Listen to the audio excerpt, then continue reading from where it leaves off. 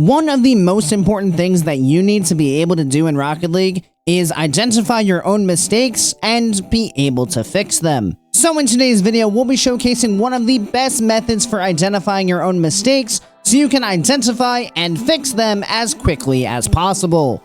Now, if you want to identify the mistakes you're making that are putting your team in bad spots on the field, one of the best things you can do is go into one of your own replays. And what you're going to want to do is look for a moment where your opponents are going to score a goal, and then go back just a little bit before that and look to see what you do in that play that contributes to that goal being scored. And the reason we want to do this is because a lot of times in the moment when we concede goals, our habit is to look at what our teammate does, not so much at what we do, which means we aren't really helping ourselves improve because we're too busy paying attention to somebody else. So we're going to want to make sure that we hard focus on what we're doing in the play to make sure that we are putting our team in the best position to be successful. So let's go ahead and see what's going on here on this first goal. You can see we're already up 2-0, under 2 minutes to go. So we're in a very good spot overall, I would say, but we're about to concede a goal that realistically we should not concede. So we're kind of fighting the good fight in the corner and then not able to get back to the ball. So in the moment, right, we might say, well, wait a second, why would our teammate not have gone for the ball here? And sure, maybe you can make the argument that our teammate absolutely should have been available and ready to go for this ball, but the real question is, why are we out of the play, no longer able to help our teammate out? Because the second we put ourselves in a position like this, now if our teammate makes some kind of mistake, it's really more on us than on our teammates for that goal being scored because we have left them in this position. So let's go ahead and take a look at how exactly we got here. So starting off right here on the wall, I like this decision to not apply pressure directly to the opponents because our teammate is getting bumped here on 0 boost. So they're going to take a while to get back. So we don't want to make any kind of diving challenge here because if we do, we're just leaving the net wide open should we get beat. So definitely the right choice here to not attack this ball aggressively. So we just, go up the wall, then go back, and we've actually gotten exactly what we wanted by doing that. Because we've driven up the wall, we've baited them into thinking that a challenge was coming, and we've forced them to make a very subpar touch. Now, the first mistake is going to come right here. So we're waiting for this ball. Now, as we're kind of just waiting for this, all eyes should be on the opponent right here, because we need to know how fast we need to challenge this ball, because we don't want to allow them to get a free touch on the ball if we have a free touch available to us. So as we kind of just wait here, you can see that if we just go right now for this ball, we're going to have the win on it, and we're going to have a free clear down the field. This guy's landing all the way over here. We would be totally fine to get this clear out. But the problem is we're going to get a little too comfortable with how far away this player appears to be, and we're going to think that we're going to be allowed to let this ball just drop for free and then get a more controlled play out of our half.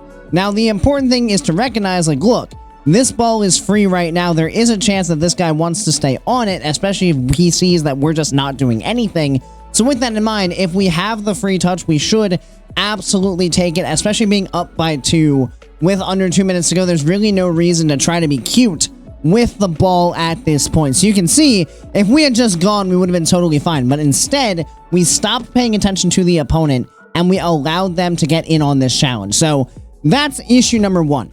But then I like when we do actually, once we recognize that he is going to go, we don't dive once again. So we're still involved in the play, which is all well and good, and we can now circle around. We get a nice light touch off the corner. That's going to allow us to possibly get back to this ball. But then here's problem number 2, because we're going to make basically the exact opposite mistake. So we've been very patient in terms of how aggressive we want to be with our dives right up until this exact moment, because instead of just forcing this touch, just letting him hit it off this corner because it's not dangerous at all, and letting it go and just rotating back behind our teammate, we are going to try to get some kind of block here, even though it's really not necessary. So in these kinds of positions, we just need to realize, is there any threat in letting them touch the ball? If the answer is no, we can often just force this touch, go back, let our teammate come in, and keep our rotation on defense established. But instead, we're going to get a little too aggressive. We're going to dive at this ball, And now, yes, you can make the argument that our teammate should have gone, but there's absolutely no reason why he should be left alone in this kind of position, because he does kind of have to figure out what exactly is going on in the opponent's minds. Are they shooting this immediately? Is this guy going? Is this guy going? What's happening? Our teammate isn't quite sure, and that confusion is what results in him just deciding not to go, and it's what inevitably leads to a goal. But he could have been much more confident in being willing to challenge this if we had already been back behind him, rather than all the way out here at the midfield, being completely useless in this play. So the very important thing we need to learn from this is to not dive at the ball, especially when there's really no threat of the opponent doing anything with it. If they're just going to tap the ball into the corner, that's totally fine if we can recover back behind our teammate and allow another challenge to come in from more than likely a better position than we were in previously. Moving forward to goal number 2, we still have this 1-goal lead with under 30 seconds to go now. And we're just going to be a bit awkward in the midfield here. Almost bump our teammate. That's good. A bit awkward as well. And, yeah, this just looks bad, doesn't it? Yeah, this is high GC1 gameplay, by the way. Like GC1, low GC2 area. So this is, quality gameplay, let me tell you. But definitely not the play you want to be making here. And there's really not much to break down, other than the main lesson is if you see an awkward situation, do not get too close to the play. Because if you get too close, now when the ball pops out from that awkward situation, you might not be in a position to play that ball wherever it's going. Much better to play in a safe spot, especially being up by 1 with 20 seconds left. There's no reason to get close to this play, because as we can see, as this ball moves downfield, we got both members of the blue team fighting each other for the ball, and our teammate is already sitting right here. So perhaps our teammate doesn't want to dive at this ball, as we just talked about in the previous example, because they don't want to take themselves out of the play. So they're just going to linger in front of it, making life even more awkward for these guys, while they know they have their teammate behind them, waiting to play off whatever happens from this very awkward challenge. But you can see, if that's our teammate's expectations, we completely ruin that for him when we get into this area. Because now, our teammate is doing exactly what he's supposed to do. He's forcing this touch, and the ball is about to roll for free. And if we were where we should be, that would be absolutely amazing. Teammate would have done a fantastic job, and we would have a free ball and more than likely a free counterattack, while also draining a crap ton of time off the clock. But instead, we don't pay attention to actually what's going on here. We get way too close, and we immediately get punished for this incredibly poor positioning. And now, looking at goal number 3 here, you can see we're in that 2-2 tie into overtime. Gonna pop the ball off the sidewall here, go up into the air for it, come back down to the ground, get immediately blocked by the opponent teammate. Faking out the first guy, possible touch on the sidewall. Ooh, not quite. And yeah, that's just bad gameplay, let me tell you. So let's break this down a bit and just talk about how the real secret to Rocket League is just not being an idiot.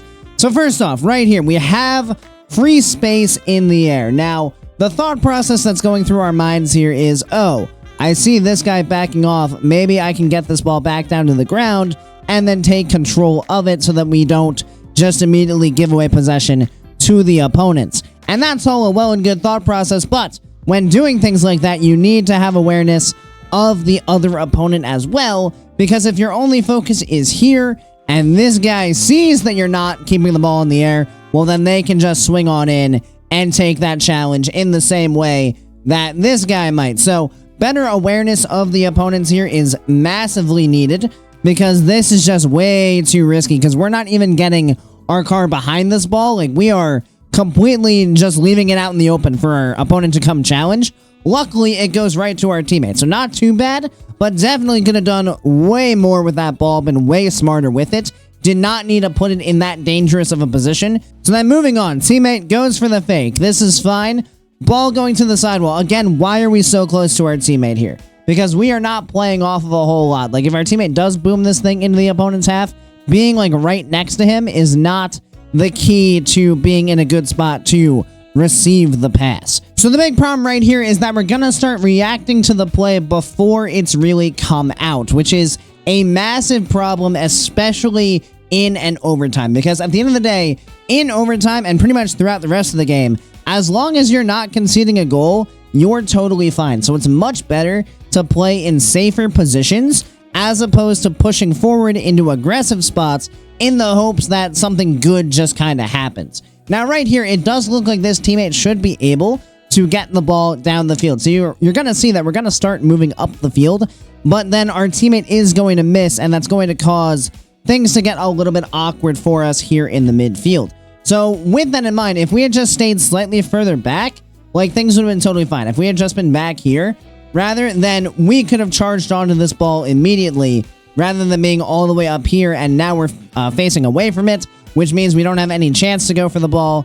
And by us facing away from it, we're going to invite this guy into the play, which is something that does not need to happen and wouldn't have happened if we were in a better spot. So that's issue number one. We're simply pushed way too far upfield, and it makes things very awkward for us. But then, here's the bigger problem. We are just going to completely tunnel vision on this ball. Because if we pause it, as it is right here, and we see this player boosting, this player facing this way, who is going to reach the ball first?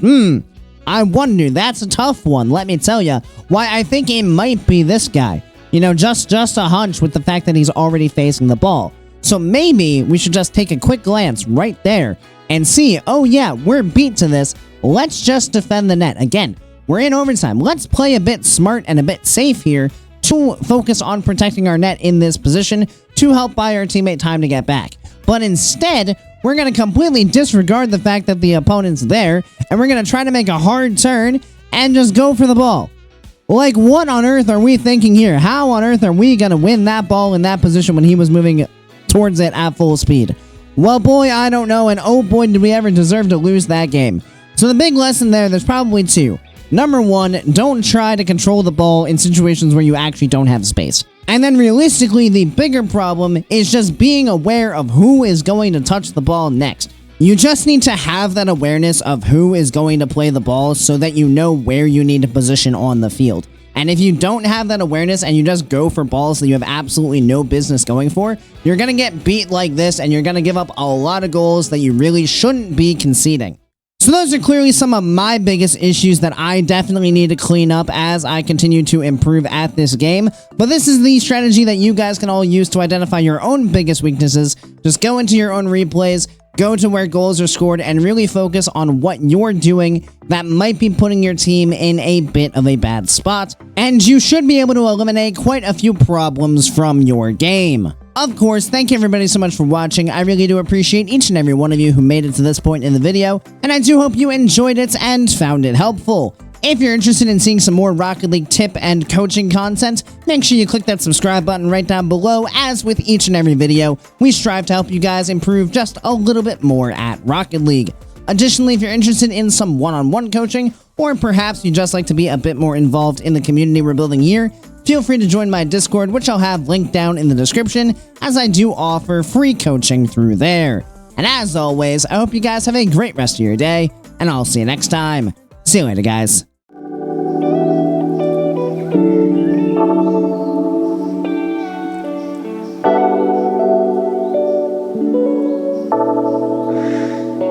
Thank you.